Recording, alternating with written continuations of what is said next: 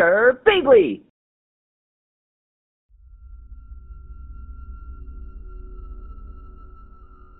My wife and I have lived in our house for around 5 years, and in that time we've probably been down the cellar a handful of times. Our house is an old Victorian terrace house, and so the cellar is cold and damp. When we first moved in, we kept wine and stuff down there because my wife liked the idea of telling people we had a wine cellar, but it got annoying going down there every time, so we stopped using it. There's only the two of us living here, so we never really needed to use it for storage space. A few weeks ago, we decided we were going to renovate it, maybe turn it into a mini gym or something. So that weekend, we went down and began cleaning it up. The cellar has a stone floor, but the walls were covered in this horrible yellow floral wallpaper.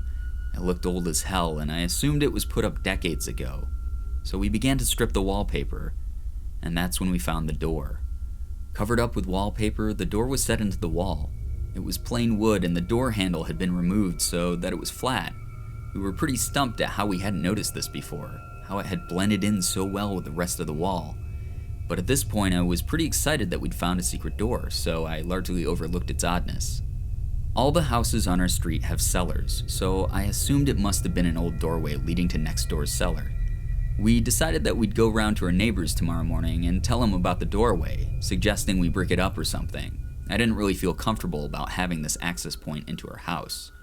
My wife decided to look through the small circle hole in the door where the handle had been removed, but it was pitch black in there. So because we're nosy, we used the flashlight on her phone to peek through the hole. My wife looked first. She suddenly went still. "This doesn't go into next door's cellar," she said slowly, moving back from the door. I frowned and took her phone, looking for myself. Instead of the cellar, there were stone steps leading downwards.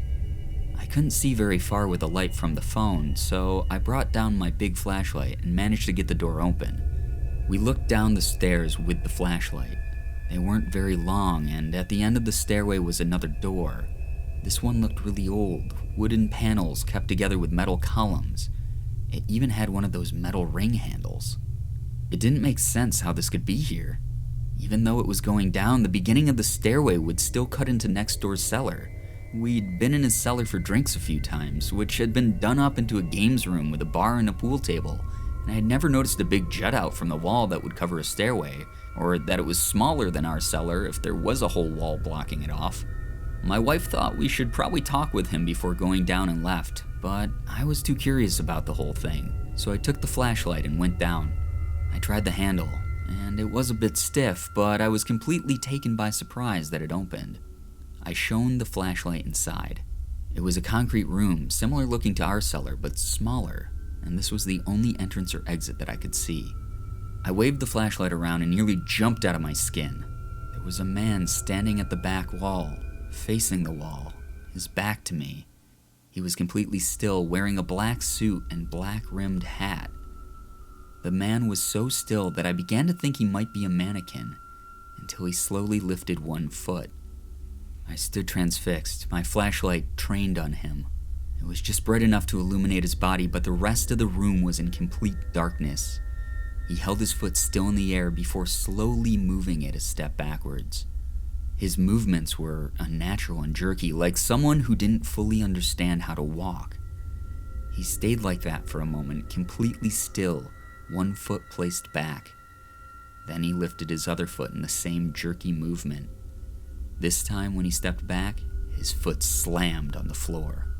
The sound shook me out of my frozen state, and I jumped back. As soon as I moved, it was like I'd triggered something, and suddenly he moved so quickly. He was running backwards towards me, his legs jerking around unnaturally. Writing this down, it sounds kind of funny, but at the time it was utterly terrifying. I've never seen someone move that way before. I instinctively threw the flashlight at him. Maybe I thought I could knock him out or something, I honestly don't know, and legged it back up the stairs, slamming the door shut behind me and running up the stairs leading out of the cellar, slamming that door shut too. I hesitated by the door, barricading it with my arm, trying to control my breathing and understand what I'd just witnessed. I heard the sound of the door push open in the cellar, and then what sounded like a huge lump of flesh dragging along the floor. I thought I began to hear what sounded like a low hissing sound, at which point I ran out of the house, yelling my wife's name. She was standing on the front step of the neighbors, talking to him. I grabbed her and pulled her to the other side of the road, yelling for my neighbor to get away from the house. Without waiting to explain to them what I saw, I grabbed my phone and called the police. We all stood there in the dark, my neighbor in his robe and slippers looking at the house.